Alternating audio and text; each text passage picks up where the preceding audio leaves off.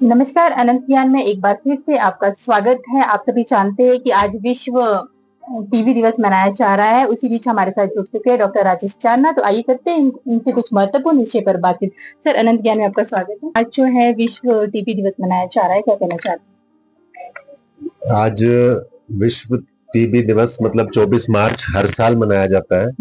थोड़ा सा इसकी हिस्ट्री में बता दूं कि सन 1882 में एक डॉक्टर थे, डॉक्टर रॉबर्ट कॉक्स, जर्मनी में, जिन्होंने ये पता लगाया था कि ये क्या चीज है, टीबी क्या चीज है। तो उन्होंने ये बताया था कि TB is a bacterial infection, जो कि एक कीटाणु होता है, माइकोबैक्टीरियम ट्यूबरकल।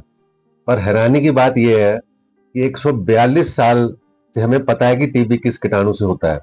हम इसे अभी तक निजात नहीं पा पाए आज तक। पूरे विश्व में ये स्टेम हावी है, और जो गरीब कंट्री हैं, जैसे हमारा कंट्री है, जो अफ्रीकन कंट्रीज है, और जो जहाँ पे लोग हाइजीनिक तरीके से नहीं रहते, वहाँ ये बहुत ज्यादा अभी भी व्याप्त है। सर, अगर इसकी रोकथाम की बात करें तो किस तरह से लोग जो है इससे बच सकते हैं? देखो, रोकथाम करना तो सरल है, पर हमारे यहाँ पे जो लोगों की लिविंग कंडीशंस है वो सही नहीं है, जिसकी वजह से हाइजीन नहीं मेंटेन कर पाते। और इससे जो फैलने के कारण मैं बताता हूँ, जैसे स्नीजिंग, कफिंग, एक दूसरे से जूठा खाना। टीबी एक दूसरे से बहुत जल्दी फैलती है, और अगर किसी की इम्यूनिटी बहुत कम है तो वो बहुत जल्दी टीबी पकड़ता है। और टीबी के जो लक्षण है, चलो पहले तो मैं इसी में आऊंगा कि कैसे फैलती, मैंने बताया, जैसे स्नीजिंग, कफिंग, स्पिटिंग। और इसकी रोकथाम के लिए एक बीसीजी वैक्सीन दिया जाता है, जो आपको पता होगा, बच्चों को दिया जाता है, पर वो भी 100% कारगर नहीं है।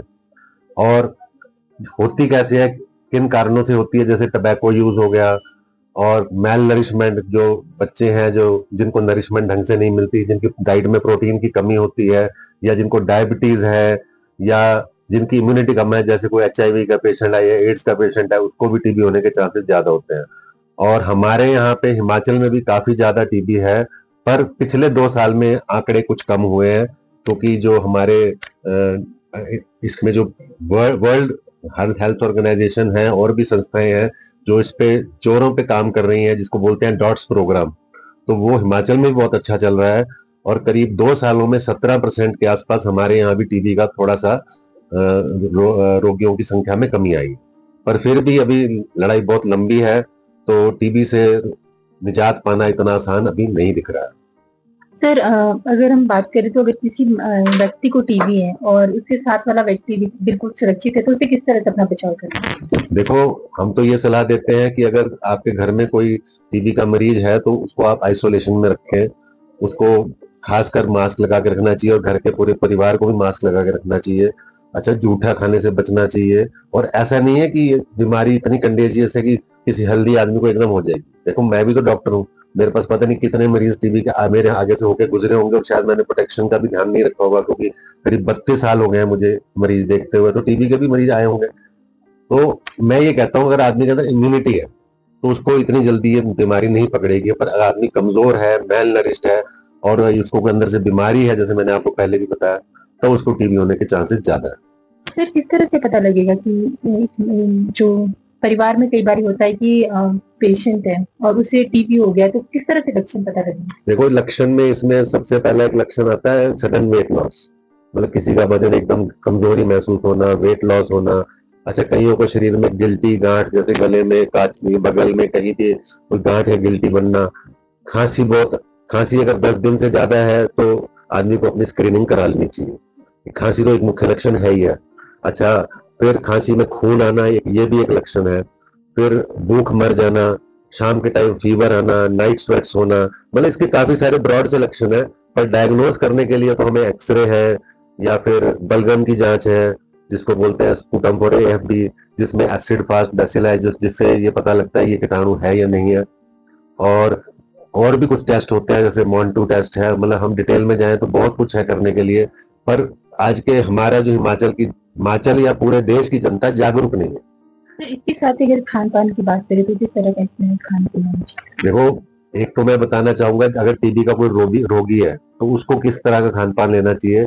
इसमें हाई प्रोटीन डाइट एडवाइस की जाती है, क्योंकि उसमें बैक्टीरिया पनप नहीं पाता और मरीज जो है जल्दी ठीक होता है। और सबसे बड़ा हैसल जो इसमें है इसका जो ट्रीटमेंट है वो 4 से 6 महीने चलता है और मरीज क्या करते हैं कि कई बार ट्रीटमेंट छोड़ देते हैं बीच में। तो अब जो डॉट्स प्रोग्राम है उसमें गवर्नमेंट खास तौर पे ध्यान रख रही है कि मरीज पूरी दवाई खाए और पूरा कोर्स करे। और इवन अब तो डॉट्स प्रोग्राम में परिवार के सदस्यों को भी प्रिकॉशनरी दवाई खिलाई जा रही है, इवन पड़ोसियों तक को दवाई खिलाई जा रही है। तो इसलिए अब थोड़ा कामयाबी हमारे प्रदेश में भी मिलनी शुरू हो गई है और मुझे लगता है गवर्नमेंट अगर अच्छी पॉलिसी रखेगी तो हम इस बीमारी से भी निजात पाएंगे। जैसे हमने और बड़ी बीमारियां जैसे पोलियो है, स्मॉल पॉक्स है और भी उनसे निजात पाई है, तो इससे भी निजात जरूर मिलेगी। सर, किस तरह का मैसेज आप जनता को देना चाहते जनता को मैं यही चाहूंगा, हेल्दी खान पान रखें, टबैको से दूर रहें, अगर आपको शुगर है तो अपना रेगुलर चेकअप कराएं और अगर किसी को 10 दिन से ज्यादा पुरानी खांसी है, हफ्ता 10 दिन, तो उसको एक अपनी स्क्रीनिंग बेसिक एक्सरे ही करा लेना चाहिए कि मुझे कोई प्रॉब्लम तो नहीं हो रही, क्योंकि लोग लापरवाही करते हैं, इसी वजह से ये बीमारी पनपती है। जी हाँ, हमारे साथ जुड़े थे डॉक्टर राजेश चांदना। टीबी से किस तरह से बच सकते हैं, ये जानकारी उन्होंने हमें दी। शिमला की तमाम खबरें आपके साथ साझा करेंगे, बने रहे अनंत ज्ञान के साथ।